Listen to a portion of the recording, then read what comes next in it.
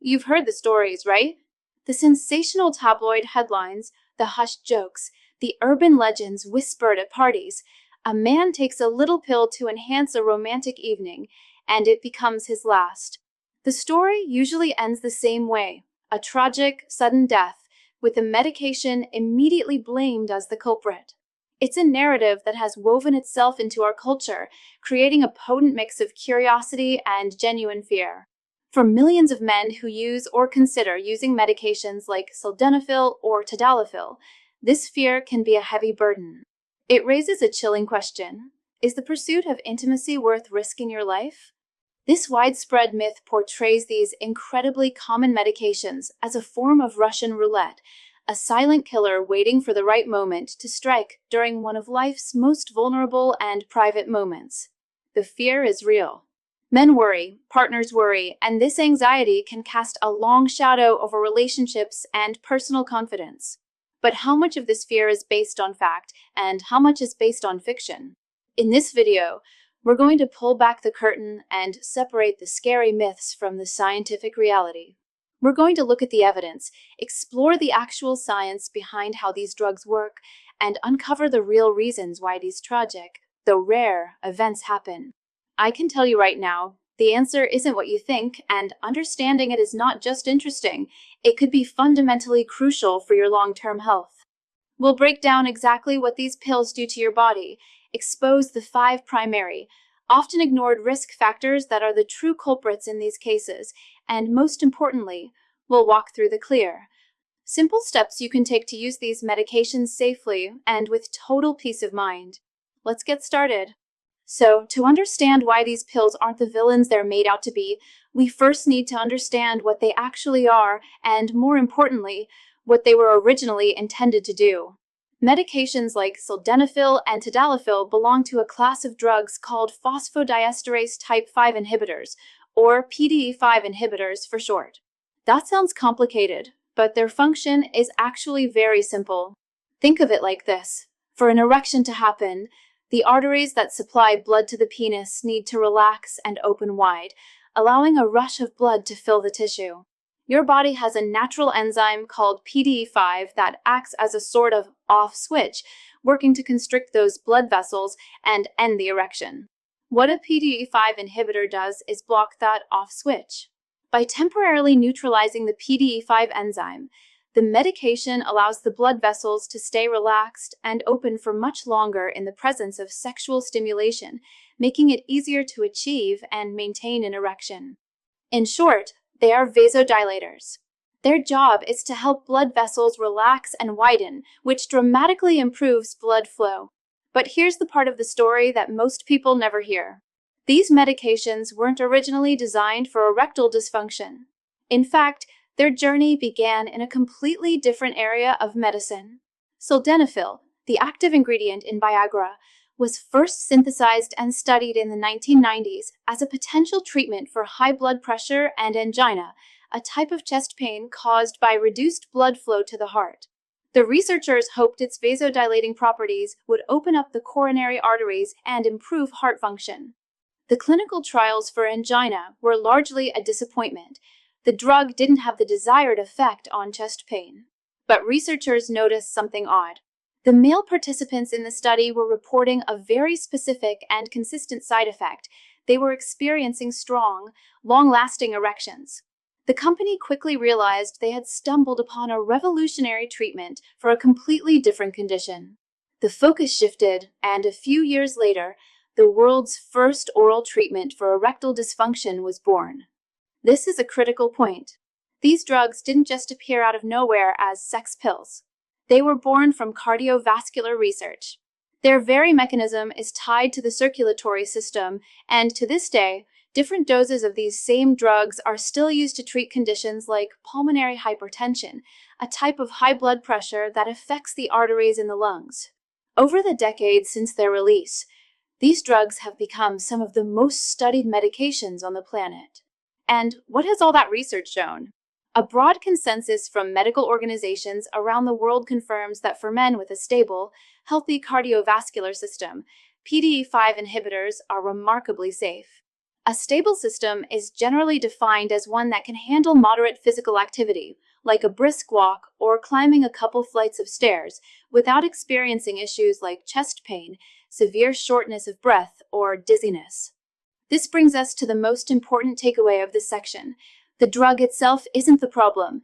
It's the environment it's introduced into. So if the pill isn't the killer, then what is? Why do these tragedies happen? That's where we need to look past the medication and start examining the hidden dangers that are almost always the real culprits. Now we arrive at the heart of the matter. If the medication itself is generally safe for a healthy system, why do these deaths occur at all? The answer lies in a combination of factors that create a perfect storm within the body. The pill isn't the storm, it's just the final gust of wind in a storm that has been brewing for years. Let's unmask the 5 real culprits. The single most important factor, and the one most often overlooked, is that for many men, erectile dysfunction is the body's first major warning sign of a much larger problem, underlying cardiovascular disease. Think of your body's circulatory system like the plumbing in a house. Over time, factors like high cholesterol, high blood pressure, diabetes, and smoking cause plaque to build up on the inside of your pipes, narrowing the passage for water to flow through. This process is called atherosclerosis. It doesn't happen everywhere at once. It affects the smallest, most delicate pipes first. In the human body, some of the smallest and most sensitive arteries are the ones that supply blood to the penis. These arteries are only about 1 to 2 millimeters in diameter. Now, compare that to the arteries that supply blood to your heart, the coronary arteries. They're larger, about 3 to 4 millimeters in diameter. So, which pipes do you think will get clogged first? The tiny 1 millimeter ones. This is why erectile dysfunction is often called the canary in the coal mine for heart disease. When a man starts having trouble getting enough blood flow to achieve an erection, it's often not a localized problem. It's a systemic signal that his entire vascular system is becoming compromised. That same plaque that is blocking the tiny arteries in his penis is also silently building up in the larger arteries of his heart and brain. He may feel completely fine, have no chest pain, and pass a basic physical. But the plumbing is already failing in the place where it's most noticeable first. So, here's what happens. A man develops ED because of this underlying vascular issue. He doesn't get it checked out by a doctor. Instead, he gets a pill from a friend or an online pharmacy. The pill works by powerfully forcing those narrowed, stiff blood vessels to open up, temporarily overcoming the blockage. But the pill does nothing to fix the underlying disease. The plaque in his coronary arteries continues to build. He is, for all intents and purposes, a ticking time bomb for a heart attack. Then, one night, during sexual activity, his heart rate and blood pressure rise, demanding more oxygen. But the clogged coronary arteries can't deliver it. The heart muscle is starved of blood, and he has a massive, fatal heart attack. Did the pill cause it? No. The severe, undiagnosed heart disease caused it. The pill was just a bandage that masked the real problem, and the physical exertion of sex was the final trigger.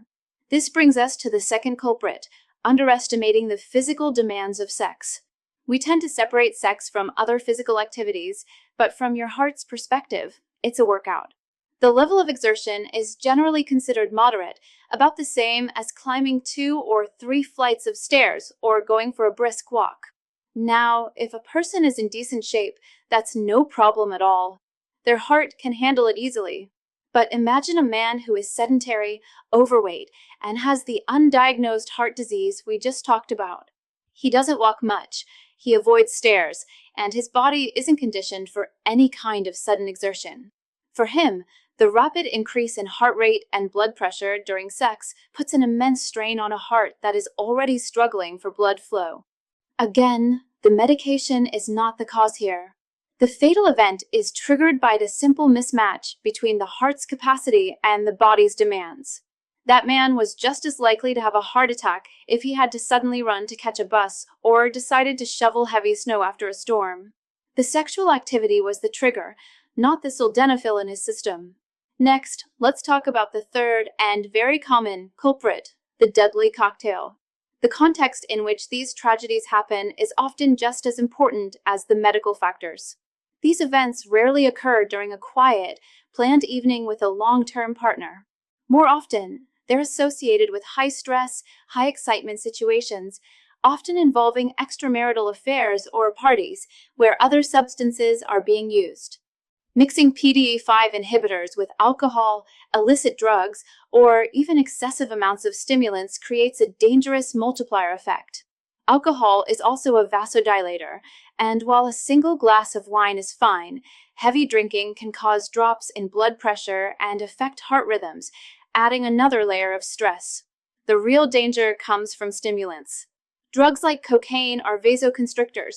They do the opposite of sildenafil, causing blood vessels to squeeze shut while also making the heart beat dangerously fast.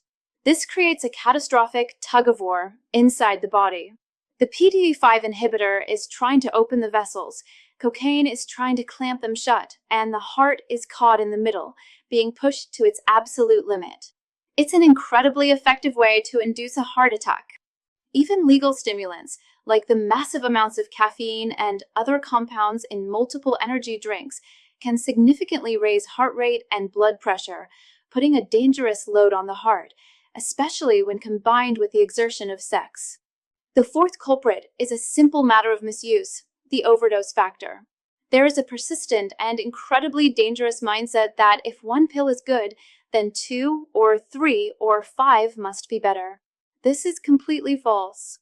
These medications have a ceiling effect. Taking more than the maximum recommended dose will not give you a stronger erection. All it does is dramatically increase your risk of severe side effects.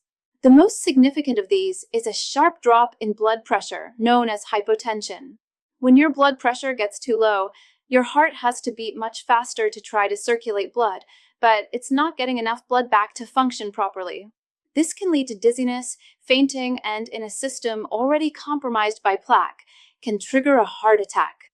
The same goes for mixing different pills. Taking a sildenafil and a tadalafil at the same time is not a supercharge. It's a reckless gamble with your cardiovascular system.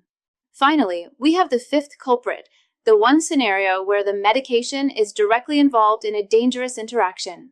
This is the absolute contraindication, combining PDE5 inhibitors with nitrates. Nitrates are a specific class of medication, like nitroglycerin, prescribed to people with known heart conditions to relieve chest pain. Like sildenafil, they are powerful vasodilators. If you take 2 powerful vasodilators at the same time, the effect isn't just added, it's multiplied. The combination can cause a sudden, profound, and potentially irreversible crash in blood pressure. The circulatory system essentially collapses, blood can no longer effectively reach the heart muscle or the brain, and the result can be a fatal heart attack within minutes. This is why every doctor, every pharmacist, and every warning label is crystal clear. If you take nitrates in any form, you must not, under any circumstances, take a PDE5 inhibitor. This is the one combination that is truly and directly life-threatening. So, as you can see, the story is far more complex than pill causes heart attack. The reality is a web of pre-existing disease, physical unpreparedness, and dangerous behaviors. So, as we've seen, while these pills can be effective, they come with a long list of considerations, potential risks, and require careful medical supervision to be used safely. It's a lot to think about, and for many men, it can add a layer of stress to what should be a natural and enjoyable part of life. But what if there was another way? A path that didn't involve worrying about pre-existing conditions, side effects, or dangerous interactions. Recently, a fascinating discovery has been gaining attention in the men's health community. It's a bizarrely simple, 100% natural 7-second home remedy that is shown to address the real root cause of these performance issues. It doesn't just mask the problem, it aims to naturally restore the automatic, rock-hard performance you had in your youth, without the risks of pills, pumps, or injections. If you're curious to see what this is all about, I've made it easy. Just pause the video for a moment and point your phone's camera at the QR code on your screen right now. It will take you directly to a short, eye-opening video that explains everything. For those watching on a device where that's not convenient, I've also pinned a direct link to the video right at the top of the comments section below. Okay, Now, for those of you who want to ensure you are using the pharmaceutical route in the safest way possible, let's cover the essential rules for using these medications without fear. Understanding the real risks is the first step, but the most important step is knowing how to eliminate them. The good news is that using these medications safely is not complicated. It doesn't require a deep understanding of pharmacology. It just requires a responsible and proactive approach to your health. The goal isn't to create fear, but to replace it with confidence. So, let's lay out the safe path forward, a simple set of rules to ensure you can use these treatments without worry. Rule number 1 is the most critical. Talk to a qualified professional. These are prescription medications for a very good reason. They're powerful drugs that interact with the most important system in your body, your cardiovascular system. Getting a pill from a friend, buying it from a shady website, or using a leftover prescription is a massive gamble because you're bypassing the single most important safety check, a medical assessment.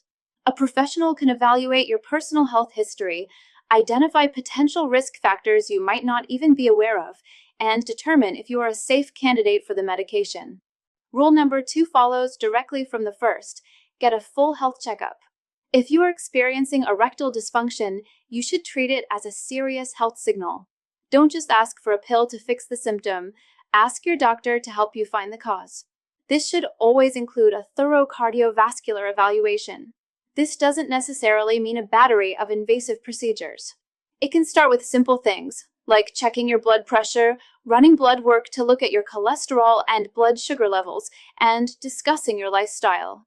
In some cases, your doctor might recommend a stress test where you walk on a treadmill while connected to an EKG to see how your heart responds to exertion. This is the only way to know for sure if your heart is healthy enough for the moderate strain of sexual activity with or without a pill. Rule number 3 is all about transparency. Honesty is the best policy.